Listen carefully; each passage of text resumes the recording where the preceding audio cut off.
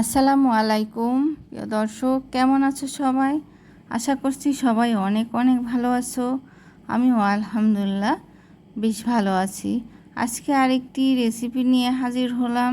রেসিপিটি দেখেই বুঝতে পারছো, ট্যাংরা মাছ রান্না করব ঢেঁড়স দিয়ে আর আলু দিয়ে। তো সহজ রেসিপি, সহজভাবে রান্না করে দেখাবো। এভাবে রান্না করে বাড়ির সবাই পেট ভরে ভাত খেতে পারবে।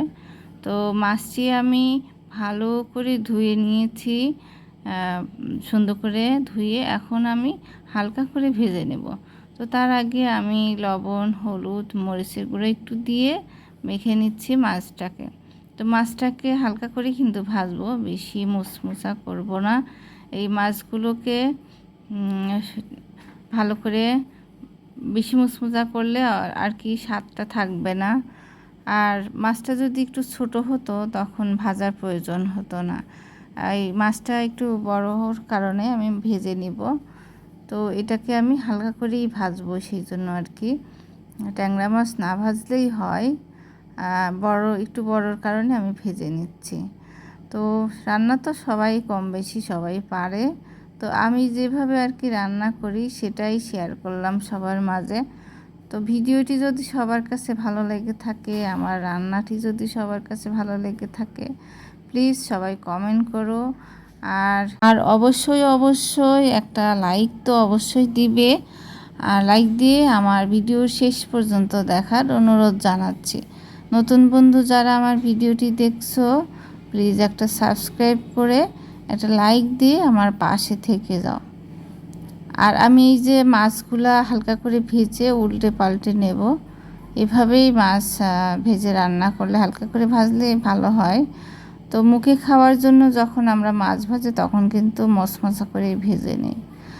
আর এই তরকারির মধ্যে দেওয়ার সময় তখন একটু হালকা করে ভাজলেই আর কি ভালো হয় আমার মতে। তো আমি মাছগুলা কিন্তু হালকা করেই ভেজে নিয়েছি, এখানে দেখতেই পাচ্ছ সবাই। তো এই যে এইভাবে ভাজা আমার হয়ে গেছে। এখন আমি একটা পাতিলে তেল দেব।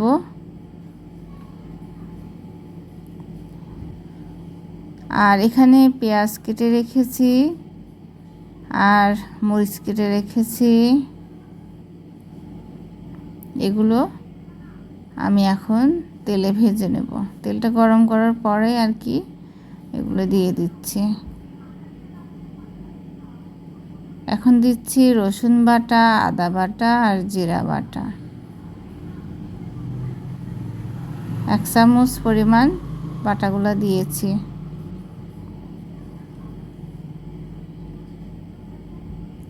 আজকাল অনেকেই সুন্দর করে রান্না করে, খুব সুন্দর সুন্দর রান্না সবাই ভিডিও দেয়।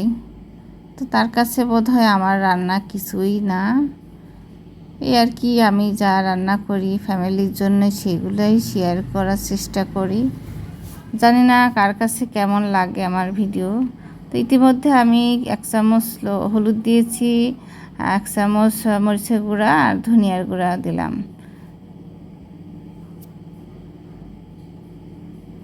আর এই যে আলুটাকে আমি আগে কষিয়ে নেব। আলুটাকে আগে কষিয়ে নেব সিদ্ধ হওয়ার আগ পর্যন্ত। এখন দিচ্ছি স্বাদ মতো লবণ। তো আলুটা আগে দিয়ে নিচ্ছি, একটু কষিয়ে নেব সিদ্ধ হওয়ার আগ পর্যন্ত।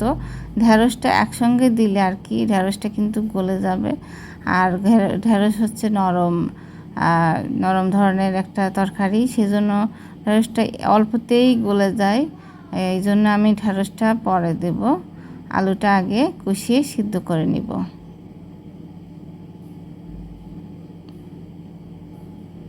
এখানে আমার আলুটা কিন্তু কষানো হয়ে যাচ্ছে, সিদ্ধও হয়ে আসছে অলরেডি, হাফ হাফ সিদ্ধ হয়ে আসছে। হাফ হাফ সিদ্ধ হলে এখন আমি ঢেঁড়সগুলা এর মধ্যে দিয়ে কষিয়ে নেব তরকারিটাকে আবারও।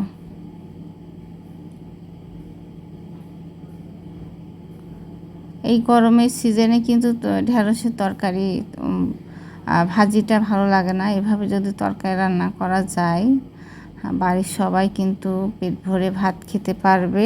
ছোট বড় সবাই খেতে পারবে এভাবে রান্না করলে। আর তরকারিটা কিন্তু ভীষণ স্বাদের হয়েছিল, মজার হয়েছিল। যে রান্না করবে, খেয়ে দেখবে, সেই বুঝবে যে হ্যাঁ, এটা অনেক মজার একটা রেসিপি। আবার এটাকে আমি কিছুক্ষণ কষিয়ে নিয়েছি। আলু আর ঢ্যাঁড়সটাকে ভালো করে একটু কষিয়ে নিচ্ছি।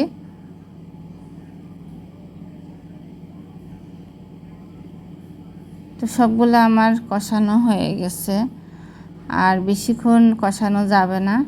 এখন আমি ঝোলের জন্য পরিমাণ মতো পানি দিয়ে দেব।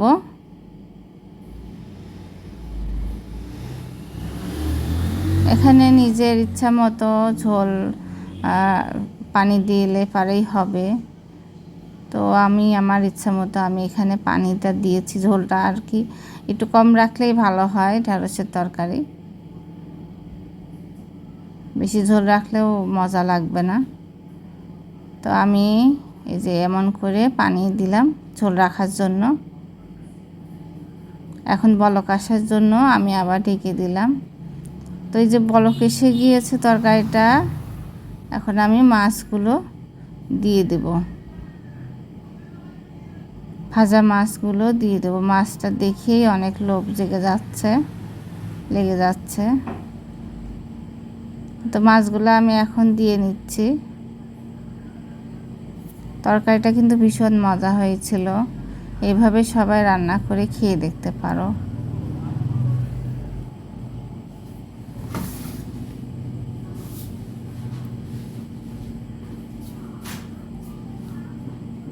তো ঝোলটা কিন্তু ইতিমধ্যে অনেকটা শুকিয়ে আসছে।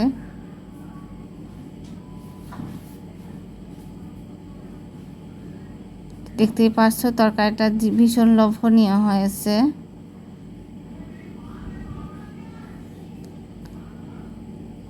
আমি আর একটু ঢাকিয়ে দিচ্ছি, ঢাকনা দিয়ে ঢেকে দিচ্ছি। এই যে তরকারিটার কালারটা কিন্তু ভীষণ একটা লোভনীয় হয়েছে।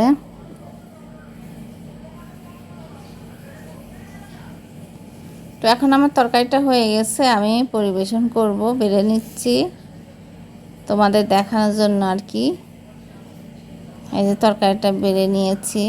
তো আমার ভিডিওটি এই পর্যন্তই। সবাই কমেন্ট করে জানিয়ে দিও কেমন হলো আমার রান্না। সবাই ভালো থেকো, সুস্থ থেকো। এখানেই বিদায় নিচ্ছি। আল্লাহ হাফেজ।